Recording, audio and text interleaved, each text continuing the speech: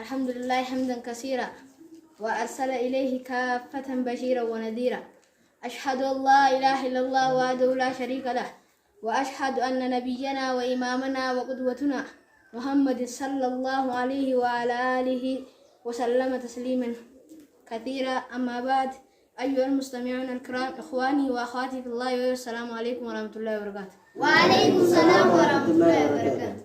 الرا ويتك حديث لما في سدي سيادة جسر بربادي، وعن ابن عمر رضي الله عنهما قال رسول الله صلى الله عليه وسلم: رأيت كأني أعطيت قدح من لبن أكا وانين كنميتي قدادة ويلكاتكو أكام وانين كنميتي منابان فشربت منه إسا خيسانين دوغا جيرغم ربي صلوات الله وسلام عليه. إذا خيس أقوان دقو فأعطيت نين كنف فدلي هم باغية نين كنف عمر بن الخطاب. فما أولته يا رسول الله يا إرقم ربي مالي فسرتنا علمي داجي.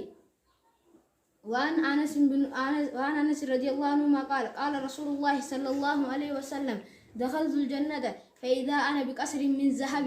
أقومان جنة سينو جنة خيستي فوقي تكار كيجي فوقي سن أقوان الكو فوقين لمن هذا القصر فوقين أين فينان شاب من قريش دردر قريش فيه. فظننت أني أقومسان يادي سلا دردر قريش خانته جيف كيس يادي لمن هو أين دردر قريش من جنان عمر بن الخطاب عليه من الله الرضوان. خشيت أني خراني بين همباني عمر بن الخطاب لينجا سنيجين أسمع تيجا بدأ دي سمعلمين كان يسيادة جسور بعده. والسلام عليكم ورحمة الله وبركاته. وعليكم السلام ورحمة الله وبركاته.